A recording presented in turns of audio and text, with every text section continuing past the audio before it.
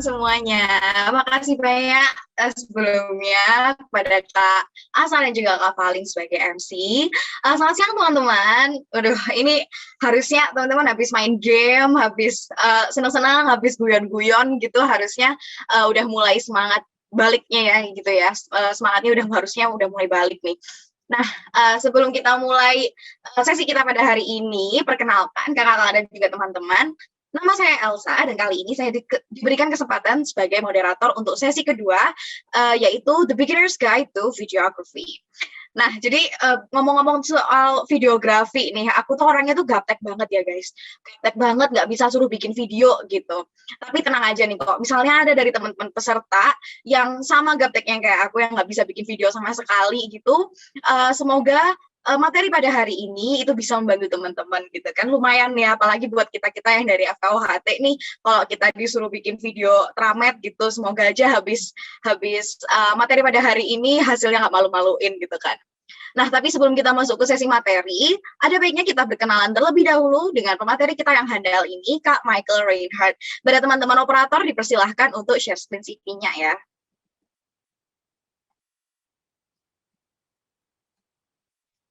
Oke, terima kasih. Nah, jadi Kak Michael Reinhardt adalah seorang film producer yang sudah berpengalaman sebagai kru untuk Project Room di tahun 2018, yang merupakan sebuah film creative hub based in Kuala Lumpur. Kak Michael juga berpengalaman sebagai co-producer satu di Skala Production tahun 2021. Kak Michael juga mengenyam pendidikan di Universitas Multimedia Nusantara, program studi film, dan meraih IPK 3,74. Keren banget nggak sih? Terus pengalaman berorganisasinya juga banyak banget nih, sebagai event manager MIP Awards dan juga koordinator dokumentasi dan publikasi Gelora Muda Fun Games Division. Kak Michael juga telah meraih beberapa nominasi, diantaranya Official Selection List of Session, Top 10 Submission IFF Australia 2.0, dan MIP Awards 2021, itu nominasi untuk Moving Image of the Year, Achievement in Script Writing, Directing, Acting, Music Written, Sound Design, and Production Design. Waduh, ini udah benar-benar terlihat keren banget gitu ya.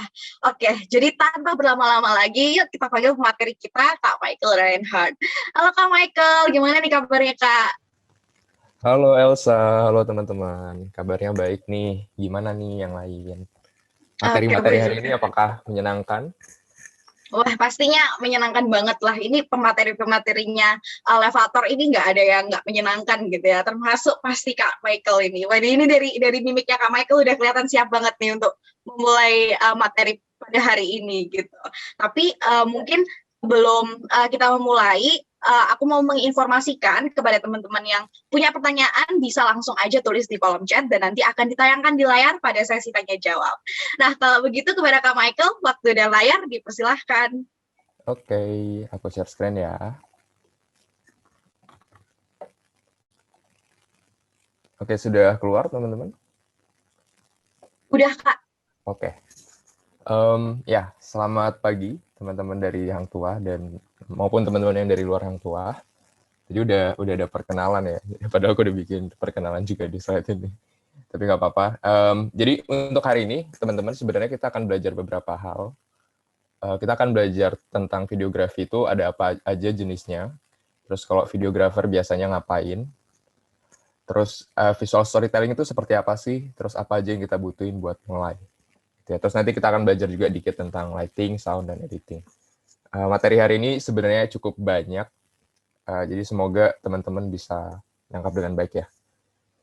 Oke, kita mulai. Kalau gitu aku sekilas aja karena tadi udah diperkenalin. Ini waktu aku di Malaysia teman-teman join sama Project Room untuk beberapa iklan, ada Proton, ada Puma, ada Zarel. Kalau teman-teman mau nonton videonya bisa nanti buka aja di YouTube Proton X70 produk video.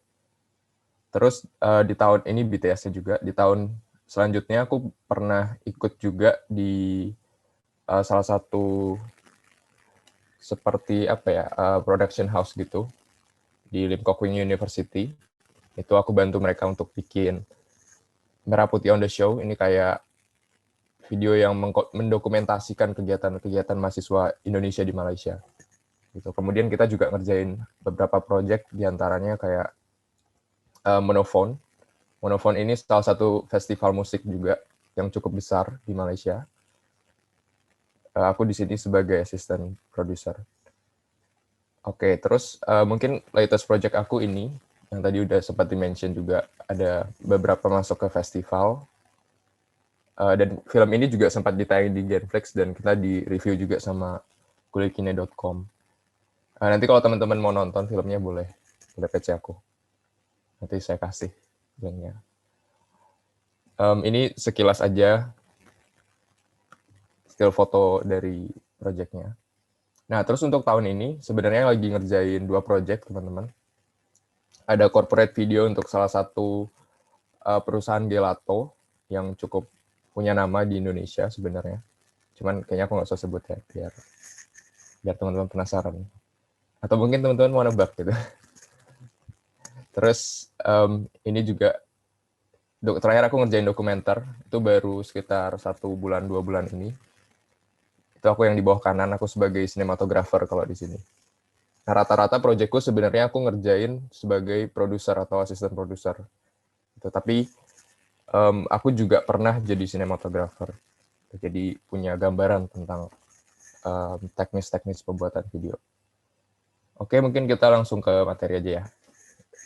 Nah, types of videography, teman-teman.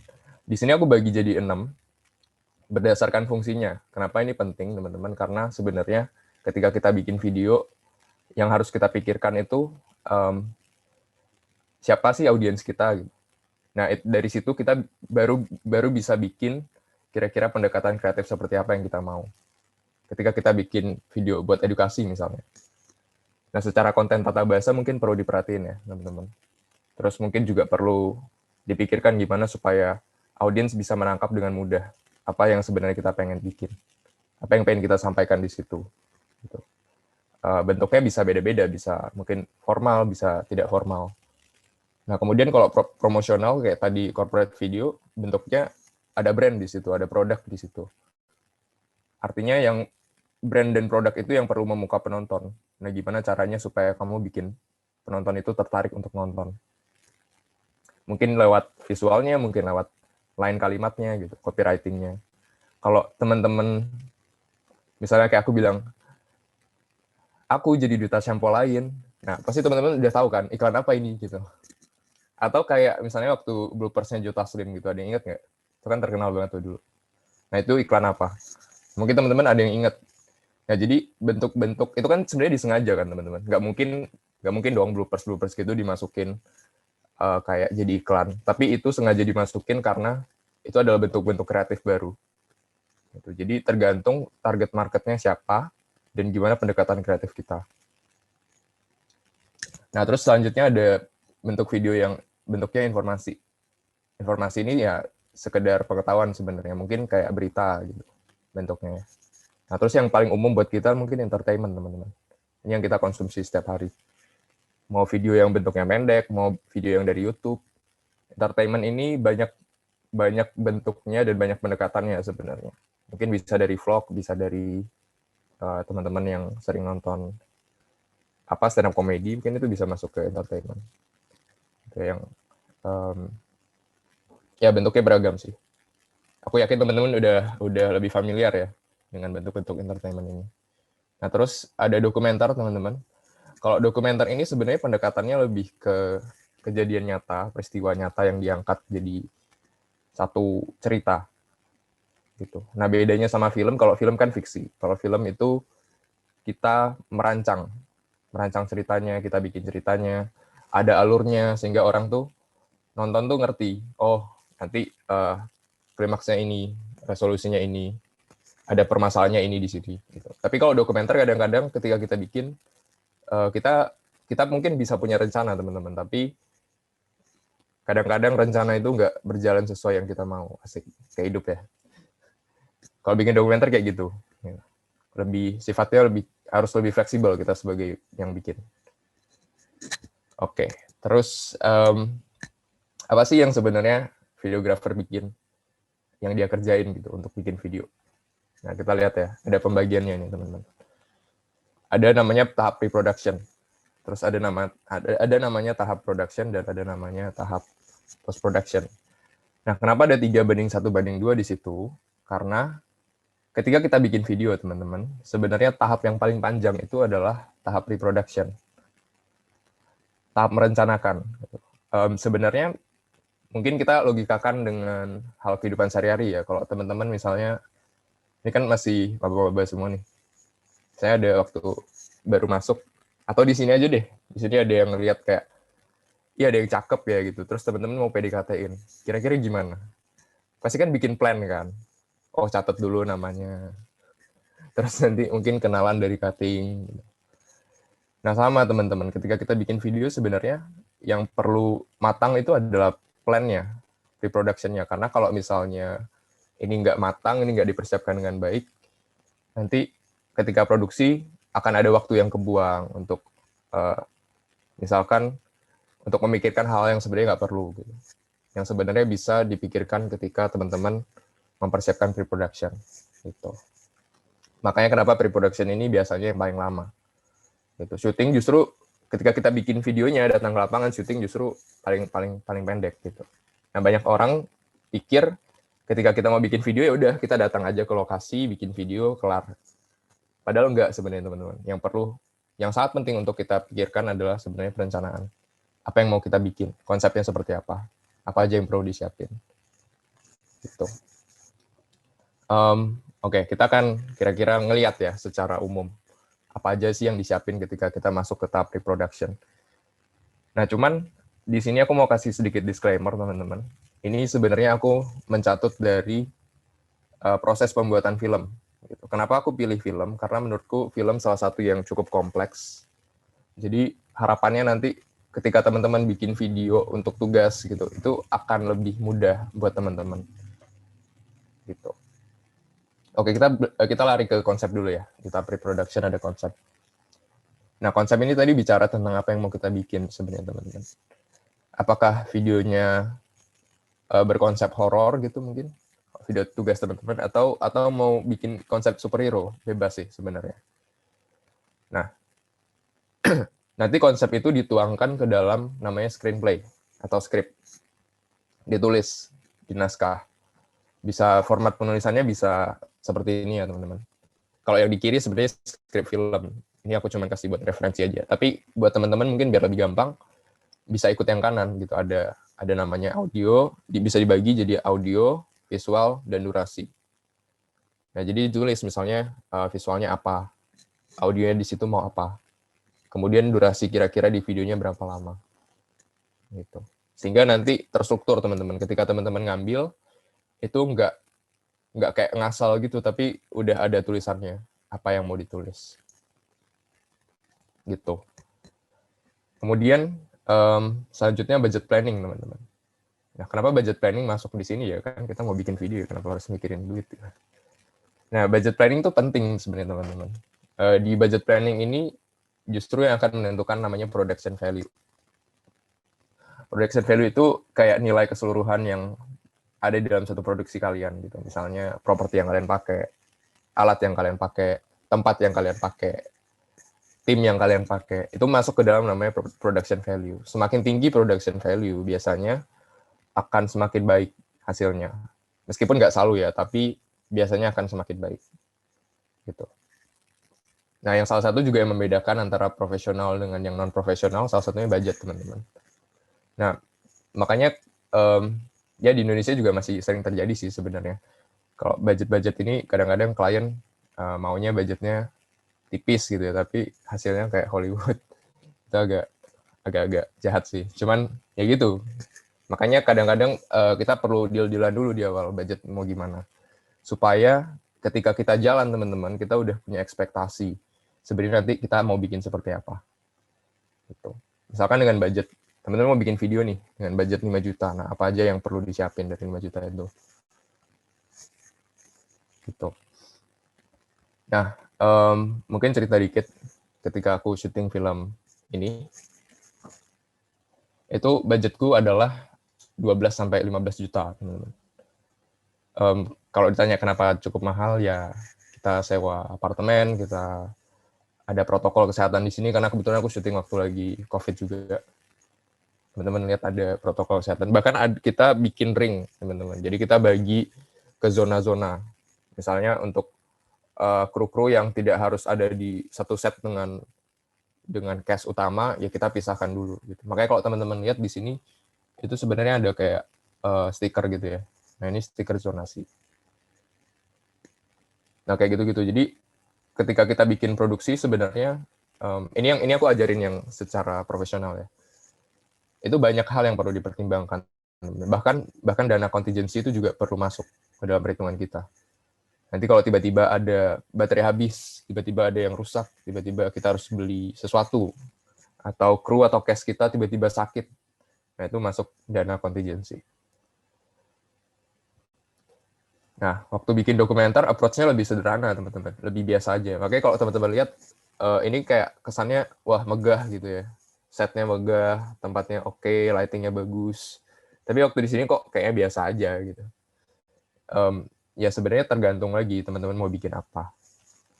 Approach-nya seperti apa gitu. Nah, ketika dokumenter, aku nggak ngeluarin terlalu banyak duit. Karena emang kita juga tidak membutuhkan visual yang terlalu wah ya, terlalu kayak quote-unquote sinematik gitu. Nah, tapi belum tentu kalau budgetnya dikit jadi artinya jelek ya, teman-teman. Itu baik lagi sebenarnya tergantung ke kalian sebagai creator.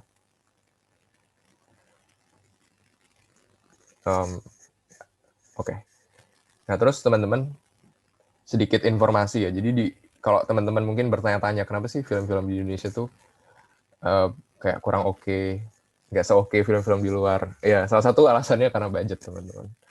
Kalau teman-teman mau tahu, Indonesia itu kalau dibandingin dengan Hollywood, kita itu perbandingannya 1/10, bahkan ada yang sampai 1/100 untuk budgetnya. Jadi bayangkan misalkan pembuatan kita adalah budget kita 10 miliar ya. Di sana tuh bisa sampai 100 miliar dan 1 triliun gitu. Nah, dengan jarak sejauh itu tentu hasilnya akan beda. Gitu. Nah, tapi mari teman-teman support perfilman Indonesia. Oke, ini pesan sponsor ya.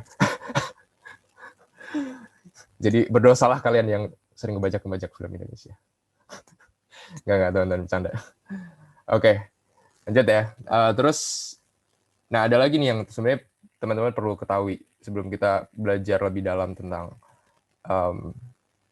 apa aja yang perlu disiapin di pre-production.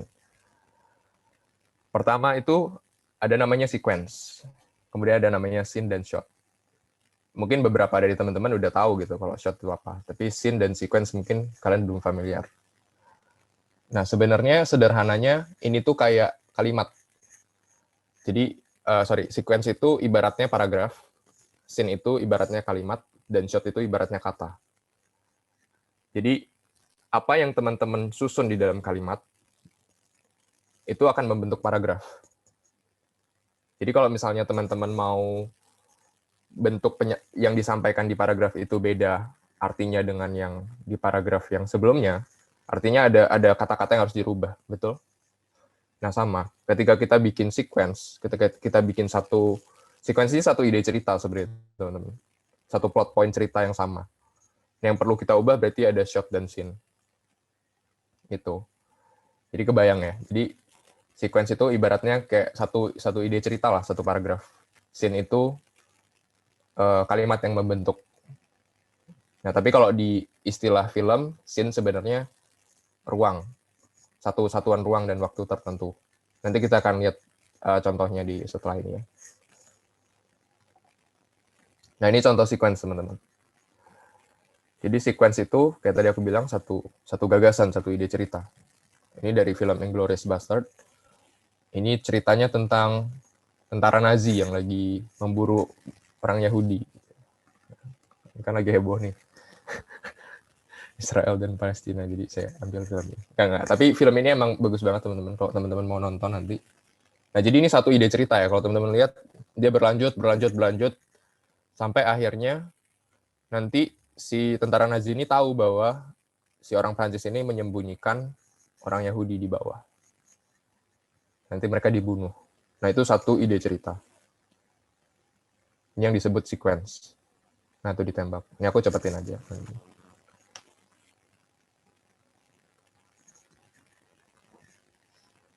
Itu. Kemudian setelah sequence ada namanya scene. Kalau scene tadi satu satuan ruang dan waktu tertentu. Artinya kalau misalnya kita berpindah dari luar rumah ke dalam rumah, itu udah beda scene. Bahkan di dalam satu rumah pun kalau misalnya satu siang dan satu malam, itu beda scene. Gitu.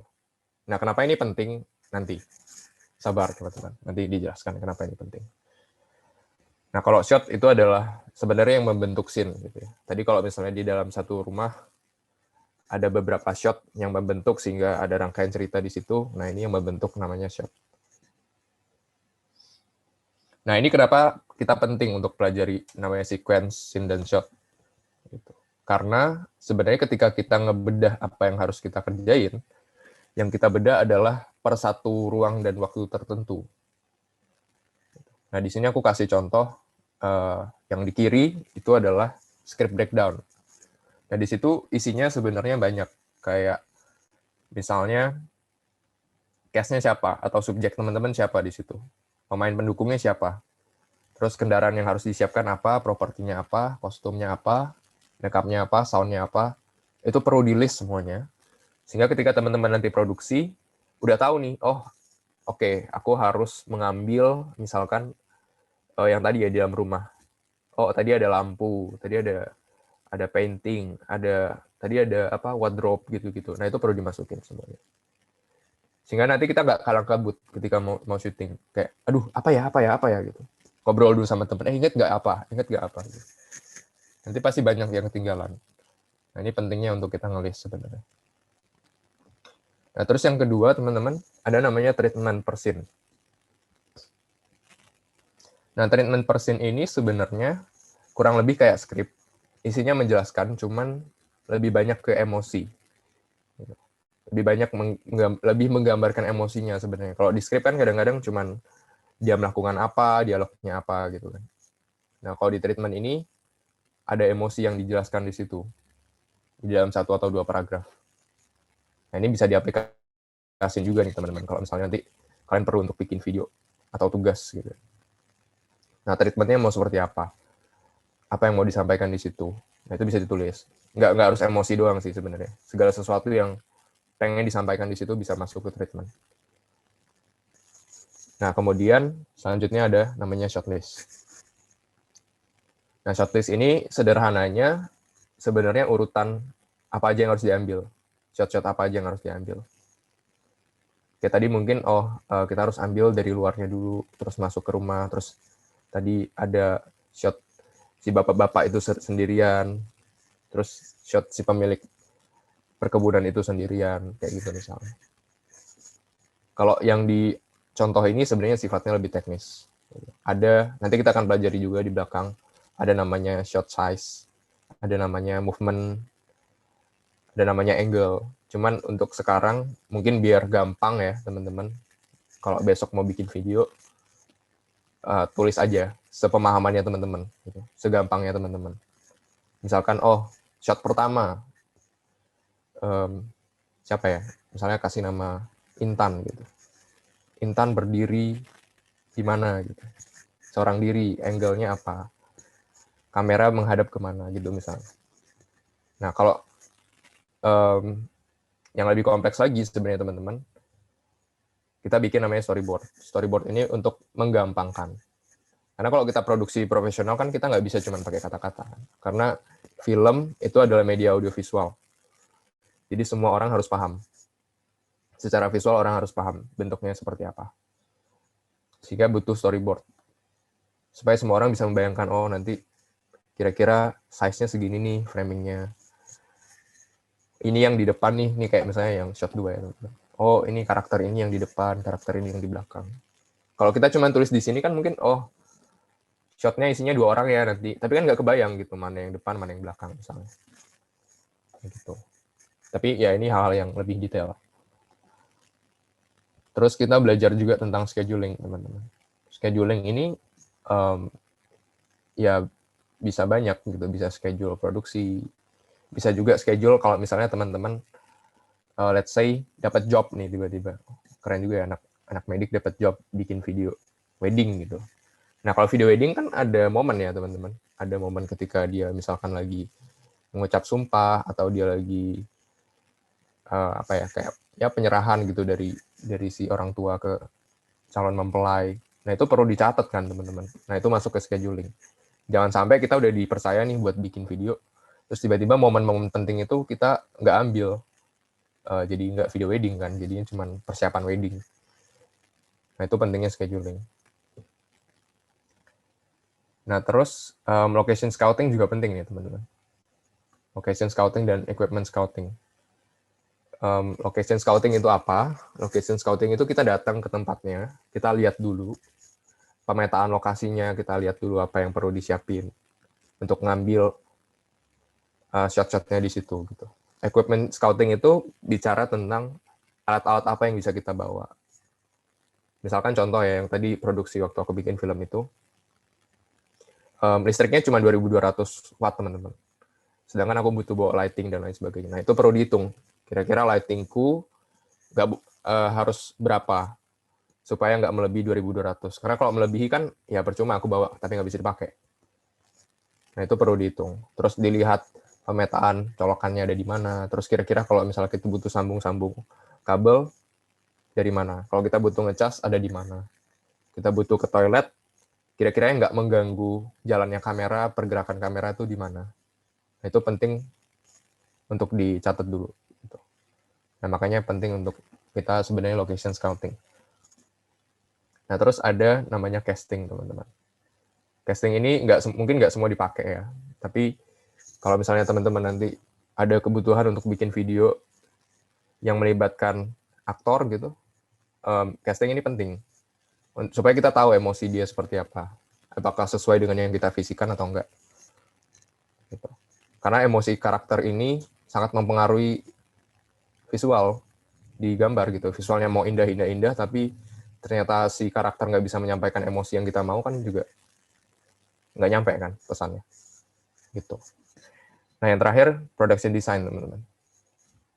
Production design ini bicara tentang set property, custom makeup, custom karakter, terus ya apa yang kita mau sih sebenarnya tergambarkan. Ini kan kalau dilihat beda ya sebenarnya. Yang sebelah kiri look-nya yang mau disampaikan lebih selam gitu, lebih daerah-daerah yang marginal. Kalau yang di sebelah kanan kan lebih kayak lebih megah, lebih modern. Nah ini pentingnya production design. Nanti sama ketika teman-teman mau bikin, aku ambil contoh video wedding lagi ya biar nggak ribet ya. Ketika mau bikin video wedding, mungkin perlu dilihat tuh pemetaan set dressing-nya gimana. Dicari angle-angle yang oke untuk diambil mana. Atau mungkin teman-teman bisa tambahin pernak-pernik kecil gitu untuk memperindah lokasinya. Tapi tentu diobrolin dulu ya sama yang punya acara. Gitu. Nah terus terakhir ya produksi dan editing. Gitu. Nah ini, videos are everywhere. Jadi ngapain kita bikin video, ngapain kita perlu belajar untuk bikin video seribet itu tadi. Apa sih yang ngebedain gitu? Kalau kita sekarang bisa ambil HP dan ngerekam 1-2 detik, sampai 5 detik gitu, masukin TikTok, masukin Instagram, jadikan video. Ngapain kita harus belajar ribet-ribet? Nah, jawabannya sebenarnya ini, teman-teman. Visual storytelling. Kita, sebenarnya pada dasarnya kita sebagai manusia suka untuk mendengarkan cerita, suka untuk bercerita bahkan. Oke, terbukti dengan teman-teman, kalau lagi gabut gitu, telepon temannya, ngejulit, curhat. Itu kan sebenarnya bentuk storytelling kan, cuman yang lebih tidak formal aja. Gitu. Ya, dan setiap orang tuh sebenarnya punya cerita yang unik dan otentik ke diri mereka sendiri. Jadi sebenarnya di dalam bercerita tuh nggak ada yang salah, nggak ada yang benar. Cuman kuncinya dalam berkarya adalah sebenarnya gimana teman-teman mengenali diri teman-teman sendiri, jujur sama diri teman-teman sendiri, dan kemudian ya memaksimalkan apa yang teman-teman punya sehingga itu bisa berdampak buat orang lain. Gitu. Nah, sekarang kita belajar visual storytelling. Nah, gimana sih visual yang baik itu? Coba kita bandingin ya teman-teman di sini, kiri dan kanan. Apakah visual yang baik itu selalu bicara tentang visual yang estetik, yang punya, yang quote-unquote kalau orang kenal tuh sinematik gitu ya? yang ada transisi kerennya, ada slow motionnya, ada bokehnya. Apakah selalu kayak gitu? Apakah selalu punya kontras warna yang oke? Mungkin secara kasat mata kita lihat ya lebih indah yang kiri ya daripada yang kanan. Tapi kalau kita tonton filmnya teman-teman, ini sama-sama filmnya di Sumba ya, kalau teman-teman nggak tahu. Nah yang di kanan ini lebih personal teman-teman sebenarnya filmnya. Filmnya ada bercerita tentang seorang mahasiswa film di Jakarta yang kembali ke Sumba untuk ngambil warisan dari ayahnya. Artinya Sumba adalah tempat dia sebenarnya. Sumba bukan sesuatu yang dia lihat sebagai wah, bukan sebagai tempat yang kelihatannya kayak kita misalnya orang Jakarta atau orang Surabaya gitu datang ke Sumba kayak, wih keren banget ya pemandangannya. Mungkin kita akan lihat kayak gitu kan. Tapi buat si tokoh ini yang emang tinggal di situ, Sumba adalah ya rumah gitu loh. Nah aku pribadi teman-teman, aku lama tinggal di Natuna, kalau teman-teman tahu. Natuna itu lautnya indah-indah. Nah sama ketika aku pulang, aku ngeliatnya ya biasa aja. Tapi ketika aku masukin story gitu, aku foto kasih temanku kayak, wih keren banget ya. Nah sama. Jadi sebenarnya kan balik lagi, ini subjektif banget. Gitu. Visual yang indah itu nggak selalu bicara tentang tadi warna atau kontras atau bentuk cahaya. Visual storytelling itu bercerita artinya ya lewat si subjek ini, lewat si karakter ini, bagaimana kita convey perasaan dia, bagaimana kita menggambarkan apa yang terjadi di situ. Atau dari film ini teman-teman, Loveless atau Roma. Mungkin teman-teman ada yang tahu Roma ya, tapi kalau Loveless mungkin agak kurang familiar. Nah, apakah artinya film hitam putih jelek? Belum tentu kan. Tergantung, baik lagi. Apa yang mau diceritain di situ. Ini juga teman-teman. Kalau teman-teman nonton filmnya bagus. Tapi visualnya kayak tidak sinematik. Aneh. Gitu. Nah, jadi baik lagi ya tadi. Visual yang baik itu adalah visual yang bercerita sebenarnya teman-teman. Nah, Martin Scorsese itu pernah bilang gini. Martin Scorsese ini sutradara film yang udah menang Oscar ya, berkali-kali. Dia bilang, apa yang penting itu sebenarnya apa yang kamu pilih untuk ada di dalam frame dan di luar frame. Gitu. Nah, sebenarnya kita bisa mulai bercerita dengan berpikir sih, teman-teman. Apa yang sebenarnya mau kita sampaikan. Misalkan kayak, perlu nggak sih ada adegan kucing di dalam video wedding gitu misalnya. Mungkin ada yang berpendapat, oh penting. Ada yang berpendapat tidak penting. Tapi kan tergantung ya. Kalau kucingnya mungkin lagi berantem ya nggak usah gitu kan. Orang video wedding ngapain dimasukin. Tapi kalau kucingnya mungkin lagi bermesraan, berdua gitu ya mungkin bisa aja jadi elemen storytelling di situ. Jadi ini baik lagi tergantung subjektivitas teman-teman. Gimana cara terbaik buat menurut teman-teman untuk menyampaikan cerita itu. Itu. Oke. Sekarang kita belajar apa yang perlu kita siapin ya untuk memulai. Tentu teman-teman butuh namanya equipment. Dan kita butuh juga namanya knowledge. Nah, type of camera. Ada beberapa jenis kamera, tapi aku bagi secara umum aja ya, teman-teman. Ada namanya pocket camera, ada namanya mirrorless, dan ada namanya cinema camera. Nah, sebenarnya apa sih yang ngebedain mereka? Yang ngebedain itu tentu kalau pocket lebih gampang dibawa, kalau mirrorless lebih ribet ya. At least teman-teman butuh tas. Kalau cinema camera ya kita butuh environment yang lebih profesional gitu. Tapi sebenarnya yang membedakan itu ada 3 elemen, teman-teman. Yang pertama sensor. Sensor di kamera-kamera yang kayak mirrorless atau cinema itu lebih besar dibanding di pocket. Gitu. Kenapa kalau lebih besar artinya apa? Lebih besar artinya kita ibaratkan kayak jendela rumah ya, teman-teman. Misalkan teman-teman punya di rumah ada 2 jenis jendela gitu. Ada jendela yang ukurannya lebih besar, ada yang ukurannya lebih kecil. Kira-kira mana yang cahayanya lebih banyak masuk ke dalam rumah? Tentu yang jendelanya lebih besar kan.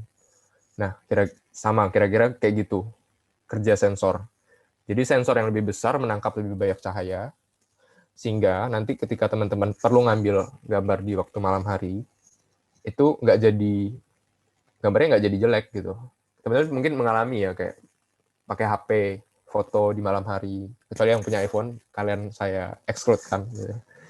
Tapi mungkin teman-teman yang pakai kamera-kamera HP-HP biasa ya, malam hari pasti kayak, loh kok ini lebih buram, detailnya nggak dapet. Nah itu pengaruh sensor sebenarnya teman-teman. Nah tapi ada downside-nya juga. Kalau sensornya besar, artinya butuh space yang lebih besar. Artinya butuh memori yang bisa baca dan bisa bisa bacalah dengan kecepatan yang lebih tinggi. Nah terus apalagi yang membedakan mereka? Ini setelah ini kita buang dulu ya pocket kameranya. Kita bandingkan aja mirrorless dengan cinema kamera.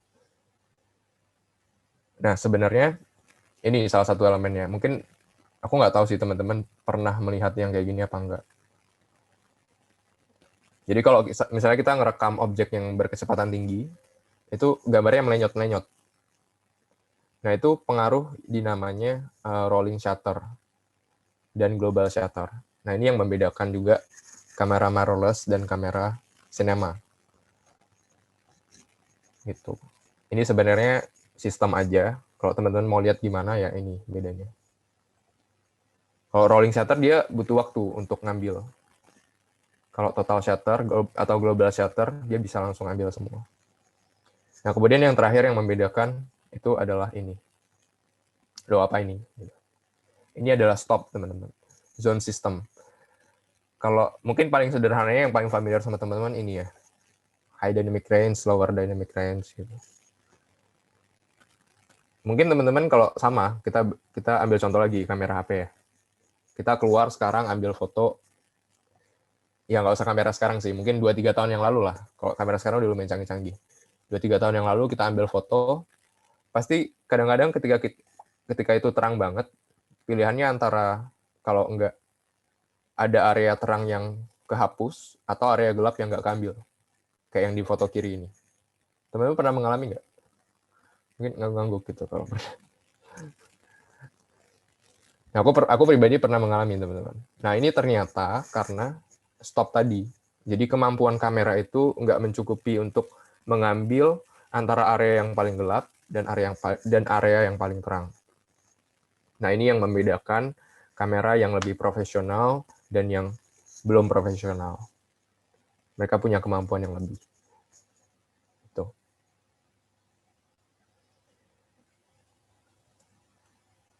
Oke, baik lagi ya. Tapi gimana nih, ketika teman-teman nanti mau beli, apa yang sebenarnya perlu dipertimbangin? Ibarat kalau kita mau beli mobil ya, kita mau beli mobil harganya 300 juta, mungkin kita punya beberapa pilihan, gitu kayak apa Wuling Almas, gitu. Honda HR-V, Expander, tapi kan bebas ya teman-teman, masing-masing mobil itu kan punya kelebihan dan kekurangan. Nah sama kayak kamera tuh punya kelebihan dan kekurangannya masing-masing. Mungkin teman-teman malah pilih beli mobil yang lebih murah gitu, tapi ternyata mau di-upgrade, misalnya kayak ada jok, pengen nambahin jok kulit, knalpot racing, gitu. Nah, jangan nggak baik. Tapi kayak gitu. Sama ketika kita beli kamera juga mungkin kita nggak harus beli yang sesuai dengan budget kita. Kita bisa beli di bawah itu, tapi kita tambahin dengan aksesoris lain. Nah, aksesorisnya apa? Ini teman-teman kita lihat ya. SD card pertama. Tadi ada reading speed, ada ukuran gitu ya. Terus ada lensa. Ada lensa, terus ada yang lain-lain. Nanti kita bahas di belakang, tapi kita ke lensa dulu. Nah, lensa secara umum dibagi jadi dua, teman-teman. Ada yang namanya prime lens dan zoom lens. Kalau prime lens itu, dia fix. Misalnya kayak di 16 mili doang, di 35 mili doang, di 50 mili doang. Tapi kalau zoom lens itu, dia bisa ditarik. Misalkan kita pakai dari 16 sampai 50. Mungkin kalau teman-teman pernah pegang kamera, pernah lihat ya, kayak yang lensanya bisa diputar-putar itu. Bisa tiba-tiba jadi panjang, jadi pendek. Nah, itu zoom lens, teman-teman. Tapi ada juga yang, kok ini nggak bisa ya diputar-putar. Nah, itu namanya prime lens. Apa sih yang ngebedain sebenarnya? Kalau misalnya kita bisa dapat yang luas dari 16 sampai 50, ngapain kita harus beli yang cuman 16, 35 atau 50 kan. Nah, bedanya sebenarnya di sini. Ini elemen kaca yang membentuk lensa. Kalau misalnya prime lens karena dia cuman satu focal length, kayak misalnya di 35 gitu ya. Jadi elemen pembentuk kacanya itu nggak bergerak. Artinya dia lebih presisi. Cahayanya lebih akurat, gambarnya lebih tajam. Nah, beda ketika kita pilih zoom lens yang elemennya bergerak mengikuti lensanya gitu, mau dia zoom, mau dia wide. Artinya lebih tidak presisi. Kalau presisi pun mahal gitu. Makanya teman-teman kalau mungkin besok mau beli kamera, cari lihat zoom lens kok lebih mahal ya daripada prime lens untuk yang sama-sama bagus ya. Kayak gitu. Nah, ini alasannya. Nah, terus kita lihat juga ya teman-teman, kalau focal length-nya lebih panjang, efeknya apa sih dibanding sama focal length yang lebih lebar? Nah, sebenarnya kalau misalnya lebih lebar, dia akan membuka area di background-nya, teman-teman. Nanti kita akan lihat di contoh setelah ini. Atau aku buka aja deh sekarang. Nah, ini kan ada subjek nih teman-teman di depan. Tapi kalau kita lihat background-nya masih luas kan? Background-nya masih luas. Nah, itu efek yang dihasilkan dari lensa yang punya wide angle. Tapi kalau lensa yang lebih zoom, dia akan justru mendekatkan background ini ke kita. Kalau misalnya teman-teman bandingin 50 aja deh. 50 itu mata manusia sebenarnya. Optimalnya mata manusia. Kita lihat subjeknya tuh seakan-akan yang gedung di belakang lebih dekat kan ke kita. Padahal sebenarnya enggak. Nah, ini efek yang dihasilin dari lensa yang lebih panjang. Itu. Kemudian 50, tadi aku bilang matanya mirip mata manusia. Sebenarnya itu yang paling umum dipakai. Kalau misalnya teman-teman baru pertama kali beli kamera, biasanya orang carinya 50 mm. Nah, terus kita akan lihat special case. Ini dua lensa yang mungkin nggak umum, tapi aku rasa teman-teman perlu tahu. Yang pertama ada namanya macro lens. Macro lens ini dia kayak untuk menangkap objek-objek yang benar-benar kecil. Kayak misalnya kita foto serangga, kita foto binatang-binatang yang kecil. Nah, dia punya kayak magnifier gitu, kaca pembesar yang menolong kita buat kita bisa lihat lebih jauh, lebih detail. Gitu. Kalau tilt shift, itu dia lensa yang dia bengkokin plate fokusnya secara horizontal dan vertikal. Oke, bentar, sorry. Kira-kira kayak gini. Kalau lensa normal itu yang di atas nih, teman-teman. Dia pasti fokusnya lurus segini. Tapi kalau tilt shift itu dia bisa belok-belok gini. Dan bentuk lensanya agak aneh sih, kayak gini. Nah, terus ini hal-hal lain yang tadi aku bilang, sebenarnya kita perlu beli juga. Ada extra baterai, ada tripod, ada reflektor. Reflektor ini penting ya, teman-teman. At least untuk dua fungsi. Nah, biasa dipakai kayak gini. Yang pertama, bouncer. Kalau misalnya teman-teman lihat, ini pakai reflektor doang yang di kiri. Dia nggak pakai lighting. Jadi dia cuma memantulkan cahaya yang dari matahari ditembak balik ke muka. Namanya reflektor ya, pasti dia reflect. Nah, gitu. Nah, yang kedua tadi seperti ini sebenarnya. Jadi dia mendiffuse cahaya. Kadang-kadang kan kalau kita berdiri di bawah matahari kan keras banget ya, kayak yang di kanan ini. Sorry. Kayak yang di kanan ini. Ada banyak shadow di sini, ada banyak area gelap. Nah, tugasnya reflektor ini membagi cahaya sehingga cahaya yang jatuh tuh nggak keras, sehingga lebih enak dilihat. Kayak gitu. Terus next, mikrofon. Nanti kita akan pelajari ada jenis apa aja mikrofon di belakang. Terus ada kamera back dan SD card case. Nah, terus mungkin yang penting juga untuk teman-teman tahu, filter, teman-teman. Filter ini penting untuk, ada dua jenis filter sebenarnya yang paling umum. Yang pertama namanya neutral density atau ND. Yang kedua namanya circular polarizer, CPL. ND itu untuk menurunkan, untuk menggelapkan. Sehingga kalau misalnya teman-teman tadi pelajari di kelas fotografi ada kayak teman-teman butuh untuk ngambil exposure sorry teman-teman butuh untuk ambil aperture yang tinggi, itu kan tentu lebih terang ya teman-teman. Nah itu bisa dibantu dengan ND, bisa diturunkan dengan ND. Jadi kita bisa ambil bentuk air yang kayak gini. Gitu. Karena kadang-kadang kalau misalnya siang terang, udah mentok settingan kameranya, udah nggak bisa turun lagi. Karena emang aperture besar itu biasanya dipakai untuk malam. Itu kalau CPL ini lebih ke reflektif teman-teman. Kalau teman-teman bandingin, di kiri ini kan kayak banyak pantulannya, di kanan ini pantulannya lebih sedikit. Nah, CPL itu mereduksi pantulan itu. Nah, tapi ini buat teman-teman tahu aja, yang penting sebenarnya ini. Start dengan apa yang teman-teman punya sekarang. Itu kalau kalian punya budget mau beli ya silahkan. Tapi kalau nggak ada, ini buat pengetahuan aja ya nggak apa-apa. Karena aku juga dulu waktu pertama kali mulai, aku pakai handphone teman-teman, nggak langsung pakai kamera. Pakai handphone, coba-coba dulu. Ngedit-ngedit, bahkan di handphone ngedit ya. Gitu. Belajar untuk mencintai membuat dulu, baru kita upgrade diri ke yang lain. Nah ini 2 contoh film yang di shoot pakai HP. Yang aku udah nonton tuh yang kanan teman-teman. Ini dokumenter sebenarnya bagus banget. Kalau teman-teman nanti mau nonton, ini sekarang referensi film ya. Nah ini jadi bukti bahwa dan yang di kanan ini masuk ke beberapa film festival internasional. Nah aku kurang tahu apakah dia masuk Oscar apa enggak, tapi ini jadi bukti bahwa kita bikin pakai HP nggak berarti jelek.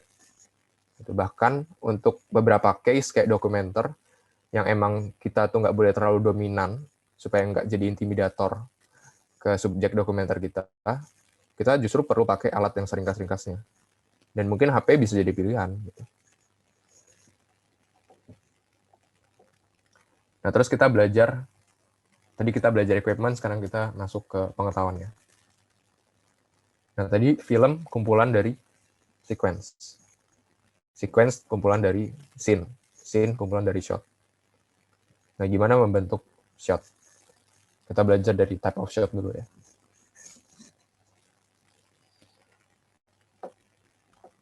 Nah, type of shot yang pertama ini namanya establishment shot. Mungkin teman-teman sering nonton juga ya. Kayak di awal-awal tuh pasti ada kayak shot membukanya, dia di kota mana, di daerah mana, gitu-gitu. Nah, ini namanya establishment shot. Untuk ngasih tahu penonton bahwa oh ini loh settingnya, ini loh latar tempatnya. Gitu. Nah besok kalau teman-teman bikin tugas juga mungkin butuh establishment shot. Gitu. Kasih tahu oh ini di fakultas kedokteran misalnya, ini di mana, di rumah sakit apa, kayak gitu. Nah kemudian ada namanya master shot. Kalau master shot ini lebih kepada lokasi yang lebih jelas lagi gitu. Tadi kalau misalnya kita ibaratkan establishment shot adalah satu kota yang ditampilin, maka di master shot sebenarnya mungkin cuma satu rumah atau satu setting waktu tertentu gitu. Bisa di mobil, bisa di kebun, yang lebih spesifik gitu. Dari master shot ini juga kita bisa lihat hubungan antara karakter dengan lokasinya. Gitu. Terus selanjutnya ada namanya wide shot. Nah, bedanya apa? Kalau wide shot itu sebenarnya bukan lokasi yang mau ditunjukin di sini, tapi lebih kepada subjek. Gimana subjek berhubungan antara satu sama lain, gimana subjek berhubungan dengan lingkungannya. Kalau teman-teman lihat tadi di shot awal, ada 2 subjek yang berdiri kan, agak berjauh-jauhan. Itu bisa jadi indikasi bahwa mungkin mereka lagi berantem. Mungkin mereka lagi ada masalah satu sama lain. Nah, kalau misalnya shotnya kayak gini, di tengah mereka lagi berdansa bareng, itu oh mungkin mereka lagi intimate aja gitu, nggak terganggu dengan sekelilingnya. Jadi sebenarnya beragam, banyak bentuknya sih. Kemudian ada namanya full shot. Kalau full shot ini keseluruhan. Seluruh badan dari kepala sampai kaki masuk ke dalam full shot. Fungsinya untuk ngasih tahu mungkin pakaian yang dipakai, mungkin bentuk tubuhnya, atau ada indikasi-indikasi lain yang mau ditunjukin dari keseluruhan badannya itu. Gitu. Mungkin apa yang dia bawa juga bisa masuk ke full shot. Nah, terus setelah full shot, ada namanya medium full shot. Nah, mungkin udah mulai kayak, aduh banyak banget ya, pusing. Tenang, teman-teman. Dinikmati saja. Medium full shot ini sebenarnya sama kayak full shot, cuman bedanya ini dari kepala sampai ke area pinggang gitu lah ya. Ini banyak kan dipakai buat shot-shot cowboy gitu sih sebenarnya. Sederhananya dia buat nunjukin senjatanya doang sebenarnya. Gitu. Kalau teman-teman perhatiin, nah ini kan ada senjatanya di situ, ada senjatanya di situ. Tapi ini agak nggak umum sebenarnya. Jarang dipakai juga. Nah, selanjutnya medium shot. Medium shot ini yang paling umum sebenarnya malah dipakai. Karena ketika kita berinteraksi sama orang lain, biasanya kita melihat dari angle ini, dari medium shot ini. Mata kita ngelihat orang lain dari medium shot. Gitu. Makanya ini yang paling familiar untuk mata kita biasanya. Gitu. Terus selanjutnya ada ya medium close up. Medium close up kurang lebih sama, tapi bedanya lebih dekat aja. Ada sense of intimacy di situ. Tanpa harus menghilangkan aspek fisik. Jadi kita masih bisa ngelihat sebenarnya dia ngapain, tapi kita lebih merasa dekat ke karakter. Gitu. Mungkin sampai di sini teman-teman udah mulai bisa membayangkan ya bahwa sebenarnya cara kita membentuk shot itu kurang lebih sama kayak kita sebagai manusia hidup di kehidupan sehari-hari. Kalau misalnya kita mau lebih intim sama orang, kita lebih dekat dong. Kita berdiri lebih dekat. Kalau misalnya kita nggak begitu akrab sama dia, kita pasti berdiri lebih berjarak. Nah, hal yang sama yang dikonstruksikan di shot sebenarnya. Gitu. Jadi film itu atau media audiovisual itu penggambaran dari dunia kita. Makanya ketika kita bikin film atau ketika kita bikin media audiovisual, sebenarnya sampai sejauh mana sih kita mengenal diri kita sendiri? Sampai sejauh mana kita peka dengan bagaimana lingkungan kita berinteraksi, bagaimana lingkungan kita saling menanggapi satu sama lain, kayak gitu. Makanya bahkan nanti di angle, di movement, teman-teman akan lihat bahwa ya ini yang sebenarnya kita alami di dalam kehidupan sehari-hari. Meskipun nggak semua ya, meskipun ada beberapa yang sifatnya dibuat gitu. Tapi secara umum seperti itu. Kemudian close up, teman-teman. Close up ini kita diajak untuk fokus ke emosi karakter, ke ekspresi karakter. Itu begitu pula nanti dengan shot selanjutnya, extreme close up itu dia akan kunci di satu objek spesifik, bisa mata, bisa bibir,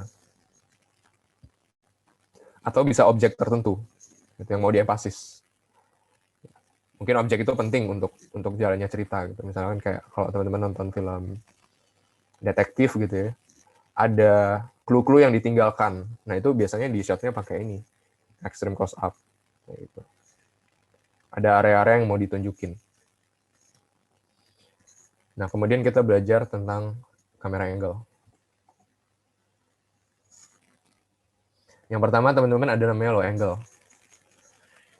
Ini kita coba bayangkan lagi ya dalam kehidupan sehari-hari. Kalau misalnya ada orang berdiri di depan kita, lebih tinggi, lebih besar, apa yang kita rasain? Wah, dia lebih dominan, lebih super power. Benar nggak, teman-teman? Nah, ini yang sebenarnya juga ketika kita ngambil low angle, feeling itu yang mau disampaikan. Bahwa si subjek ini lebih dominan, lebih super power, lebih kuat. Bisa se-ekstrem ini, bisa se-subtle yang tadi. Tapi inti dari low angle adalah itu. Kemudian lawannya low angle apa? High angle. Kalau tadi di sini subjek merasa dominan, artinya di sini subjek merasa lebih lemah, lebih less dominant. Mereka appear weaker, mereka appear vulnerable. Ya di sini ada rakyat gitu ya. Terus shotnya selanjutnya shot penguasa, low angle, kayak gitu. Kemudian ada Kak Michael, Sorry, ini waktunya tinggal 10 menit ya, Kak. Mohon izin Oke, mengingatkan. oke, thank you. Ini kita cepat aja ya teman-teman, ternyata saya kasihkan ngomong. Nah ini ada, nanti kalau teman-teman mau, PPT-nya aku boleh share. Tapi ini aku skip aja ya. Overhead ini untuk scene yang kompleks, teman-teman. Overhead itu untuk scene yang kompleks. Terus mungkin yang paling umum buat teman-teman adalah eye level. Ada depth angle juga. Depth angle itu untuk efek-efek yang miring-miring, kayak orang vertigo. Kemudian ada eye level. Kalau di sini kan kita sebenarnya merasa kayak nggak nyaman gitu ya ketika kita nonton. Nah sama depth angle juga kayak gitu.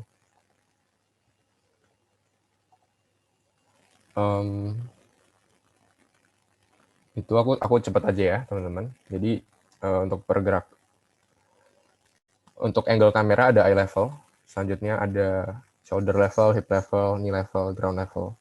Nah untuk movement sebenarnya banyak, ada, tapi yang paling umum mungkin statis, dia diam doang. Kemudian ada juga panning, dia bergerak secara horizontal ke kiri ke kanan, fungsinya untuk ngasih tahu apa yang terjadi di sudut satunya. Kalau dia lambat artinya ada tension yang mau dibangun. Kalau dia cepat artinya ada dinamis, ada energi yang mau disampaikan di situ. Kayak gitu. Nah, ini sama bentuk pen-nya juga sama, cuman bedanya dia lebih cepat aja. Nah, ini ya tadi kalau misalnya bergeraknya cepat berarti ada energi yang mau disampaikan di situ. Nah, ini kerasa kan ada energi di situ. Kemudian tilt.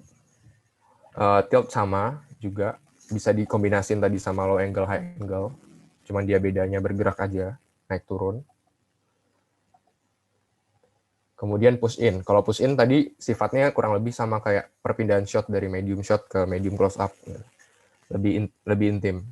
Sebaliknya kalau push out artinya kita menjauhi karakter, artinya kita meninggalkan karakter. Gitu. Jadi kalau satu lebih intim, satu lebih tidak intim gitu. Kita disconnect dengan karakter ketika kita pull out. Gitu. Kemudian kalau zoom ini efeknya kurang lebih sama kayak push in, cuman lebih nggak umum aja. Kemudian kita skip aja ya. Karena ini sepertinya tidak akan terlalu dipakai oleh teman-teman. Nah, mungkin yang paling umum ini ya, paling umum tracking. Tracking itu mengikuti karakter, teman-teman. Tracking itu mengikuti karakter, kita diajak untuk memperhatikan apa yang dia lakuin sebenarnya. Pelan-pelan, terus sampai akhir. Kayak gini.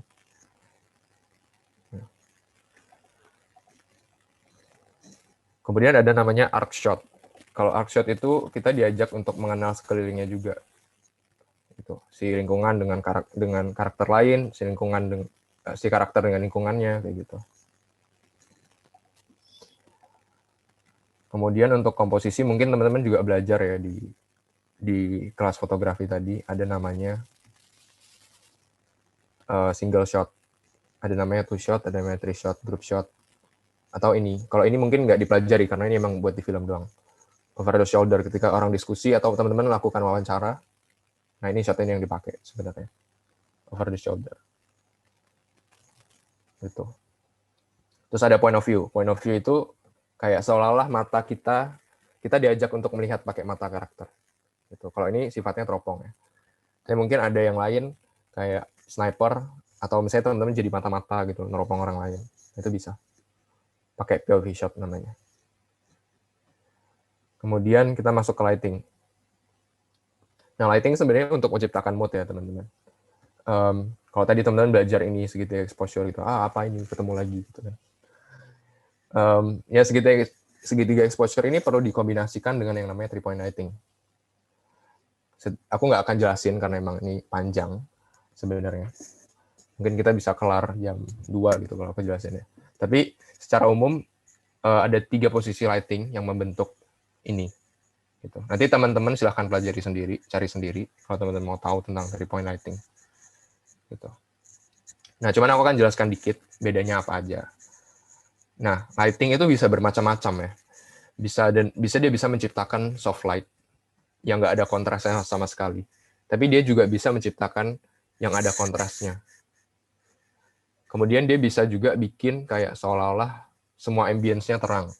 Tapi dia juga bisa bikin seakan-akan semuanya suram. Ini high key, low key. Nah, terus secara teknis pengerjaannya sebenarnya dibagi jadi dua, ada namanya motivated atau practical light dan available light.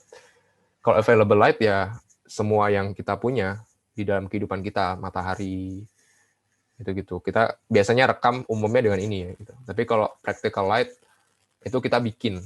Motivated light itu kita bikin, kita desain, kita rancang lampunya sehingga menciptakan apa yang kita mau.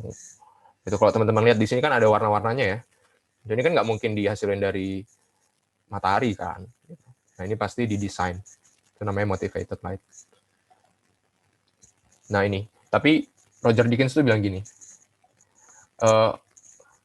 yang penting dari essence lighting itu bukan tekniknya sebenarnya, tapi apa yang teman-teman punya di kepala sebagai sebuah bayangan, gambar itu. Nah baru dari situ nanti teman-teman pikir gimana caranya aku bisa mengkonstruksikan apa yang aku mau. Teknik bisa dipelajari, tapi teman-teman perlu latih imajinasi teman-teman supaya teman-teman bisa punya bayangan kira-kira bentuk visual apa yang aku mau. Gitu. Dan cara menyampaikan yang efektif gimana. Caranya gimana ya banyak nonton. Salah satunya. Gitu ya. Nonton film, nonton iklan. Gitu. Atau kalau misalnya teman-teman mau bikin video buat tugas, nonton dari situ. Lihat contoh-contoh orang yang bikin tugasnya baik-baik gitu. Yang kayak, oh ini menarik ya pendekatan ini pakai gini-gini.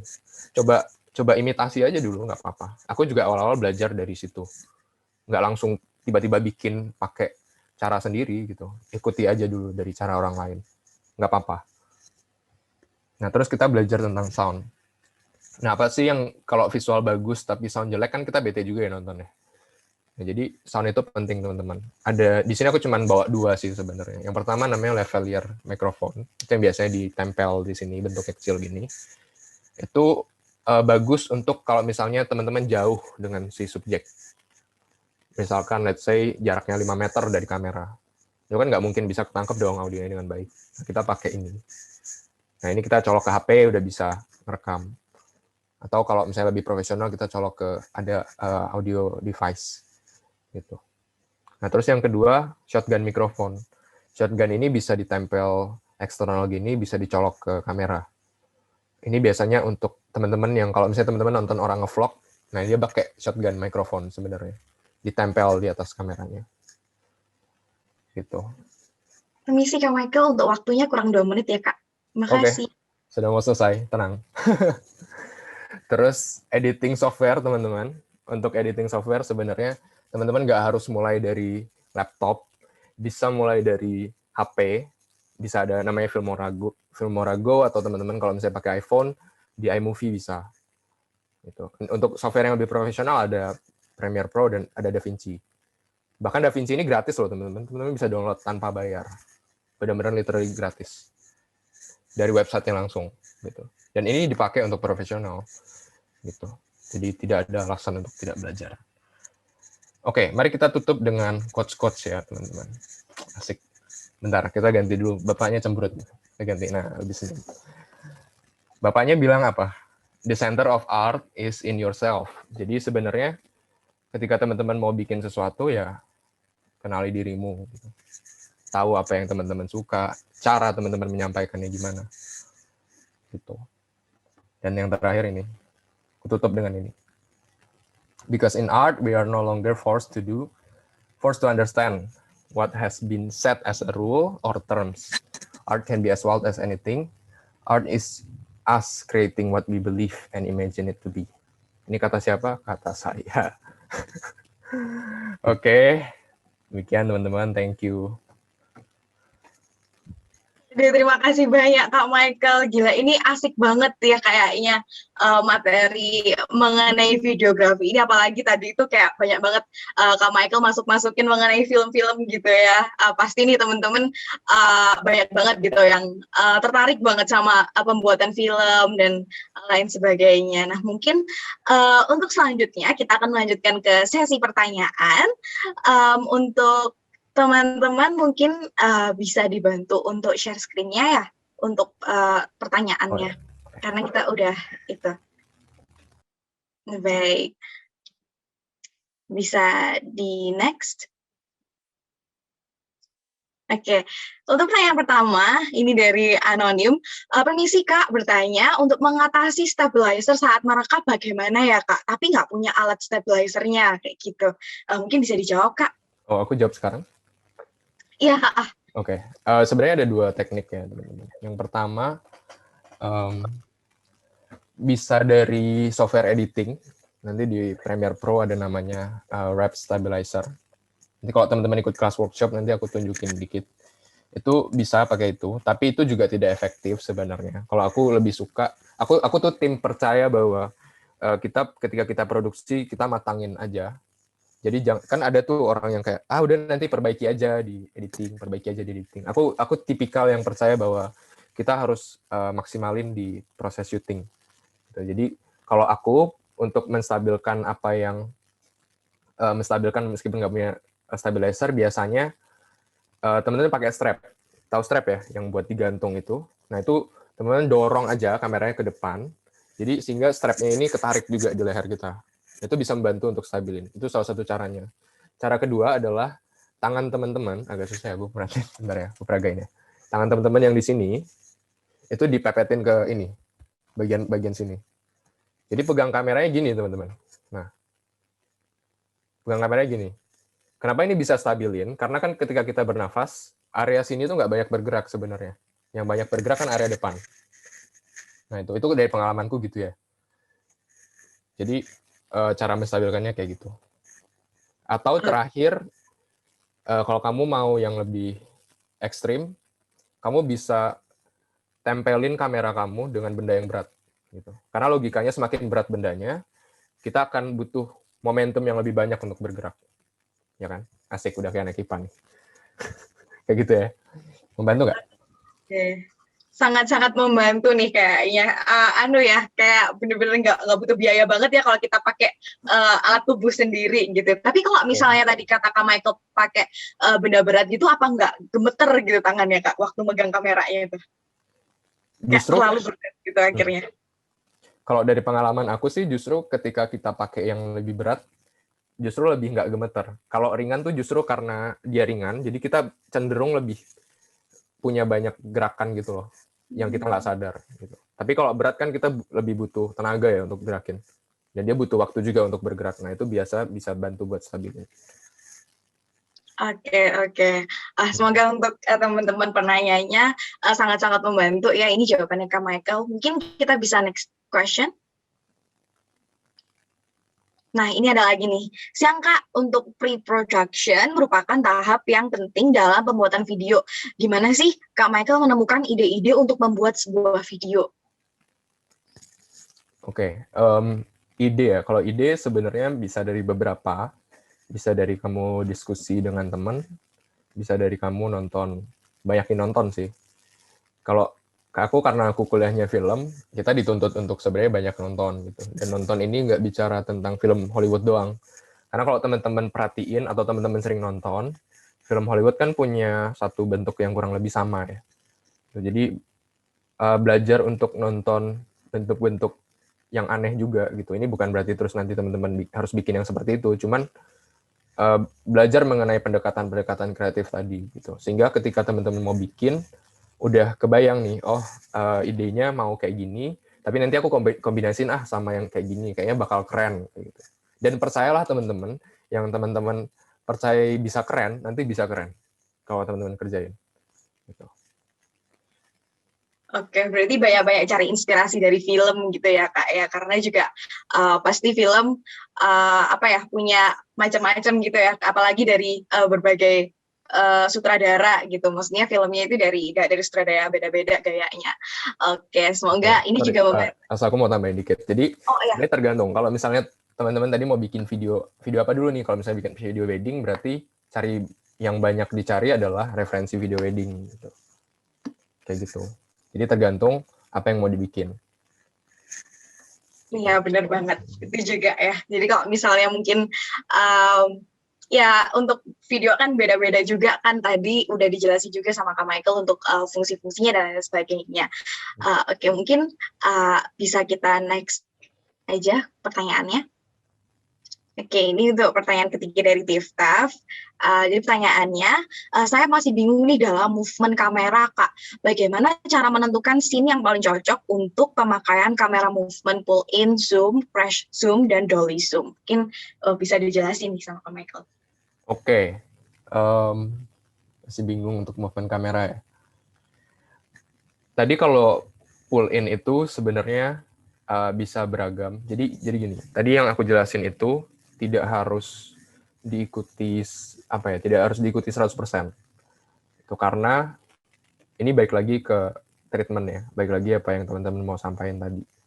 Artinya kalau misalnya kita mau taruh pull in di situ, mungkin bisa kita pengen penonton kita lebih fokus ke subjek itu.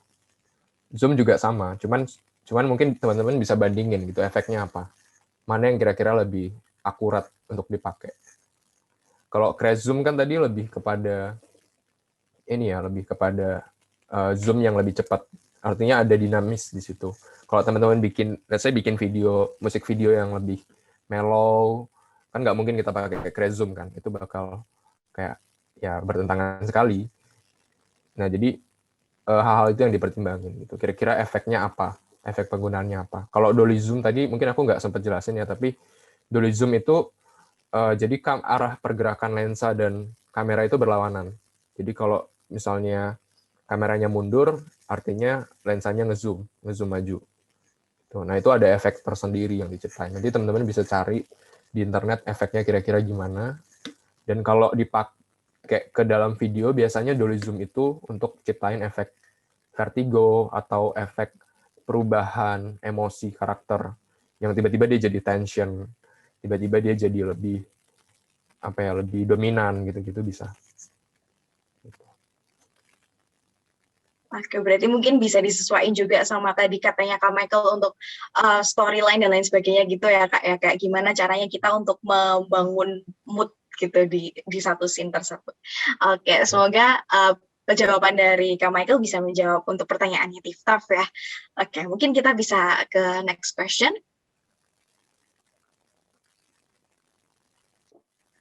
Oke, jadi untuk kamera angle dalam pembuatan video pastinya akan mempengaruhi hasil akhir. Nah, gimana sih caranya menentukan angle-angle yang cocok untuk shot-shot tertentu? Oke. Sebenarnya yang umum untuk dipakai itu ada 4 kalau di bayanganku ya. Yang pertama low angle, kedua high angle, ketiga eye level, dan keempat itu biasanya yang ngikutin tadi ada namanya shoulder level, hip level, knee level, ground level. Sebenarnya kalau dibilang yang paling cocok untuk shot-shot tertentu itu cara menentukannya kembali lagi ke apa yang gimana ya, karena sebenarnya sinematografi itu kita nggak bisa, art itu bukan kayak science gitu loh teman-teman, yang kayak kalau misalnya 1+1 harus sama dengan 2. Art bisa 1+1 jadi 11, bisa 1+1 tetap 1 gitu. Mungkin bingung ya kalau teman-teman aku jelasin kayak gini, cuman maksudnya tuh kadang-kadang ketika kita udah di lapangan, kita tuh udah kebayang aja kita harus ambil dari angle mana, dan itu nggak salah teman-teman, nggak salah. Jadi artinya sebenarnya nggak harus kayak misalnya aku bilang tadi ya, yang low angle artinya ada karakter yang lebih mendominasi. Good kalau teman-teman bisa ingat itu dan diaplikasikan ketika ngambil video. Tapi kalau enggak pun it's okay. Itu teman-teman ambillah yang menurut teman-teman terbaik di saat itu. Dan dari situ nanti teman-teman lihat kira-kira nanti dievaluasi lagi videonya. Kira-kira kalau udah dikerjain ini, udah dilihat, harusnya kemarin tetap ambil pakai ini atau ambil pakai angle lain ya yang lebih oke. Nah, kadang-kadang juga di lapangan kan kita nggak selalu bisa ini ya, nggak bisa selalu kayak harus terpaku pada satu angle gitu, karena kadang-kadang misalkan setnya tidak mendukung, arah datang mataharinya tidak mendukung, gitu. Jadi banyak elemen yang perlu dipertimbangkan juga. Kadang mungkin kita berpikir, oh aku mau ambil dari eye level aja deh yang paling bagus gitu. Ya tapi ternyata dari eye levelnya shadow-nya terlalu banyak nih, ya udah pindah aja, coba ambil dari sisi yang lain gitu. Oke, berarti kita juga untuk angle kita nentuin ketika kita di tempat itu juga ya untuk take shot-shotnya gitu ya Kak ya. Dan juga pasti ya kayak yang tadi dibilang sama Kak Michael, untuk angle-angle itu selain kita mencocokkan sama mood dan lain sebagainya, kita juga nggak ada apa ya angle yang harus yang saklek untuk shot-shot tertentu, kira-kira seperti itu ya Kak ya. Oke, mungkin untuk pertanyaan selanjutnya bisa di next. Oke, dari anonim lagi. Jadi selamat siang Kak, terima kasih banyak untuk informasinya nih. Mohon izin bertanya Kak, aku penasaran nih, kan kalau di Nat Geo Wild gitu biasanya ada time lapse gitu ketika bunga mekar, lalu ada time lapse telur netes kali atau kayak langit itu yang ganti dari pagi ke malam dan sebagainya. Nah itu gimana sih Kak cara take-nya kok bisa baterainya itu nggak habis gitu? Mungkin karena kalau di Nat Geo Wild kan di padang gurun, ya pokoknya di tempat-tempat yang bukan perkotaan lah yang nggak ada listrik dan lain sebagainya gitu. Itu gimana sih Kak? Oke. Sebenarnya kalau pertanyaannya baterainya gimana biar nggak habis, ada namanya V-mount battery, teman-teman. Jadi V-mount battery itu adalah baterai khusus yang ukurannya gede banget. Mungkin aku ketikin aja ya. Kalau kamu mau cari ini, bisa. Oke, boleh banget Kak. Nah itu disambung nanti ke kamera, gitu. Sebenarnya ya itu aja sih jawabannya. Oh, berarti memang ada baterai khususnya gitu ya yang biasanya. Ada baterai untuk produksi yang lebih panjang gitu. Karena kalau misalnya produksi profesional kita nggak mungkin ganti-ganti baterai terus gitu. Tapi untuk ukuran aku yang masih kayak mahasiswa yang masih kadang produksi belum dibayar dan lain sebagainya, kita masih pakai baterai yang kayak kamera biasa gitu sih, ganti-ganti. Oke. Makasih banyak Kak untuk jawabannya. Mungkin kita bisa ke next question.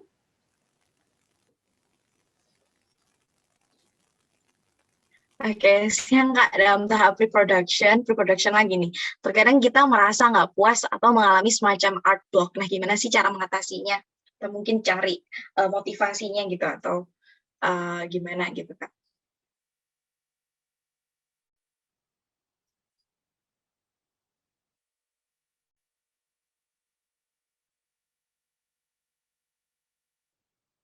Halo, Kak Michael?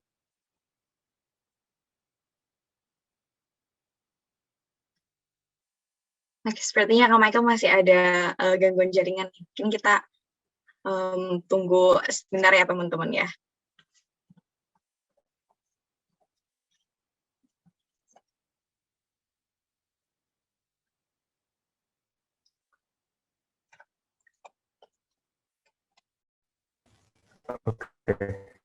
Halo. Kak. Oh, oke. Udah balik nih. Oke, jadi gimana nih Kak? Maaf ya tadi terputus. Oke, nggak apa-apa Kak, nggak apa-apa. Oke, mungkin ini untuk mengatasi art block nih. Gimana sih Kak cara mengatasinya? Nah, ya, kalau art block itu sebenarnya kalau yang aku biasa lakuin ya, itu jangan dikerjain lagi, berhenti aja dulu, keluar, cari udara, lihat pemandangan, ya, do something yang bisa bikin teman-teman mood lagi, gitu. Terus, ya mungkin ya ini pentingnya juga ya, jangan kerjain mepet-mepet deadline, gitu ya. Benar-benar tinggal aja sih sebenarnya, tinggal sehari gitu nggak apa-apa. Nanti pasti besok udah ada sesuatu yang baru yang muncul. Yang penting kuncinya adalah teman-teman tinggalin lakuin hal yang beda. Jangan dipusing. Kalau aku biasanya kayak gitu.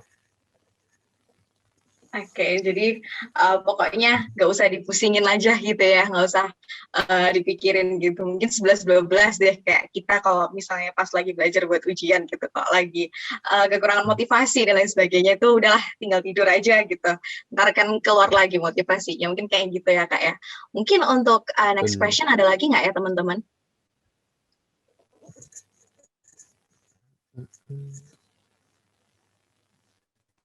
Oke, mungkin ini jadi pertanyaan terakhir nih Kak.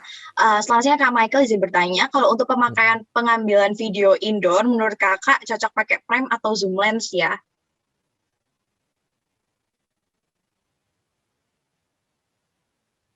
Oke.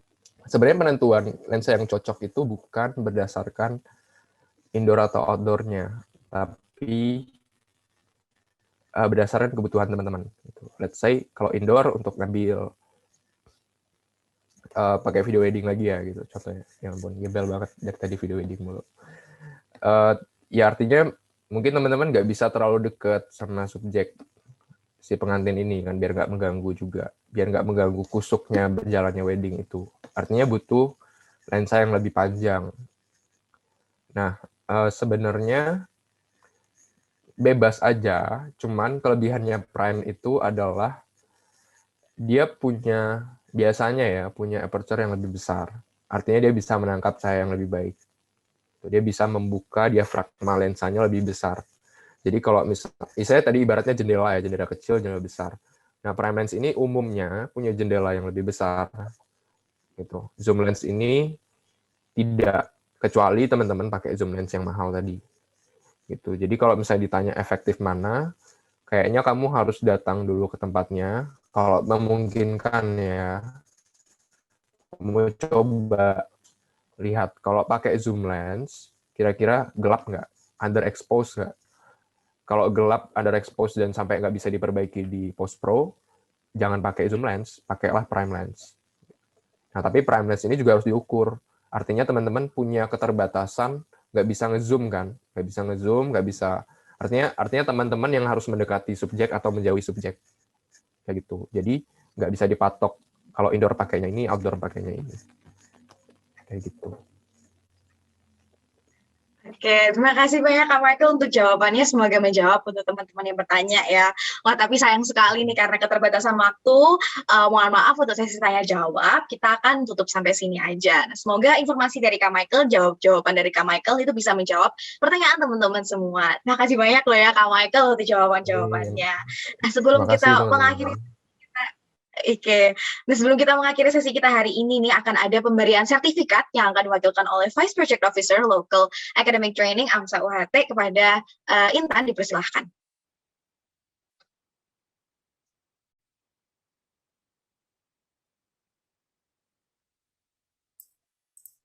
Oke, Kak Michael, selanjutnya kita dokumentasi terlebih dahulu ya. Saya hitung sampai 3. Nah, tolong kepada panitia untuk men-screenshot. 1, 2, 3. Oke, terima kasih buat Kak Michael. Tadi benar-benar bermanfaat banget. Dan terima kasih juga udah nyisiin waktu buat kita sharing-sharing bareng kami juga.